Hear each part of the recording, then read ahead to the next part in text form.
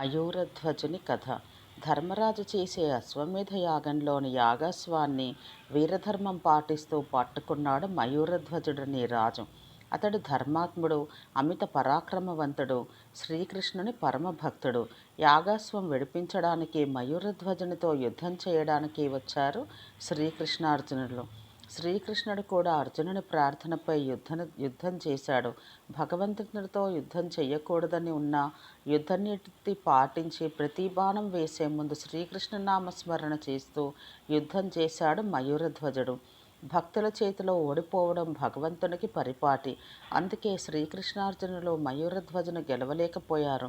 ఈతను సంహరించి యాగాశ్వం సంపాదించకూడదా అని అడిగిన అర్జునునితో శ్రీకృష్ణుడు, ఫల్గుణ, నీ గాంధీవం కానీ నా సుదర్శన చక్రం కానీ ఈ పరమభక్తుని మీద పనిచేయవు. ఇతని ధర్మబుద్ధి నీకెరిగించదనని అన్నాడు. మరునాడు శ్రీకృష్ణార్జునులు విప్రవేశం ధరించి మయూరధ్వజుని మందిరానికి అతిథులై వెళ్ళారు. అతిథులకు తగు మర్యాద చేసి మయూరధ్వజుడు తన ఇంట ఆతిథ్యం స్వీకరించమని ప్రార్థించాడు. అది విని మారువేషంలో ఉన్న పరంధాముడిలా అన్నాడు, రాజా, నీ ఇంట భుజించడానికి వ్యవధి లేదు. మాకొక చిక్కు వచ్చింది. అది తీరిన తర్వాతే మేము ఇతరములు ఆలోచిస్తాము. అయ్యా, మీ కష్టమేమిటో చెప్పండి, నా చేతనైన సహాయం చేస్తాను అని మయూరధ్వజుడు వేడినాడు. రాజా, మేము అడవిలో ప్రయాణిస్తున్నప్పుడు నా కుమారుని ఓ పెద్ద పులి పట్టుకుంది.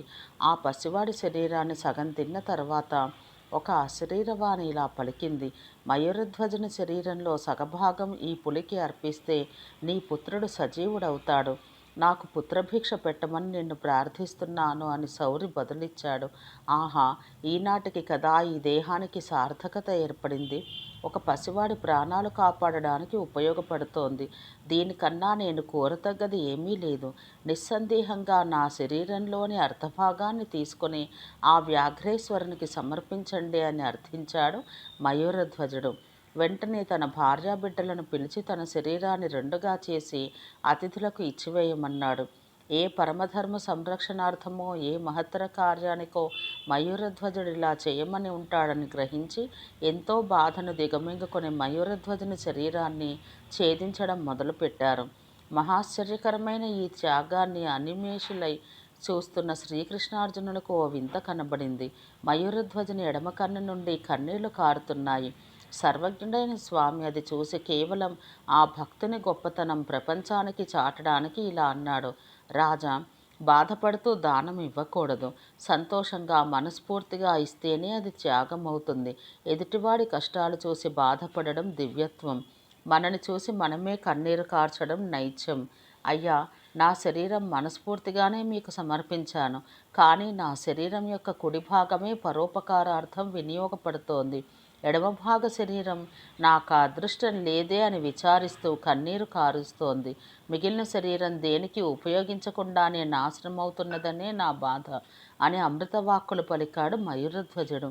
ఆ రాజు పరోపకార బుద్ధికి సంతోషించి శ్రీకృష్ణుడు తన నిజరూపం చూపించి మయూరధ్వజునికి యథారూపం కల్పించి దీవించాడు. మయూరధ్వజుడు నరనారాయణులకు మొక్కి యాగాశ్వాన్ని సమర్పించి కృతార్థుడైనాడు.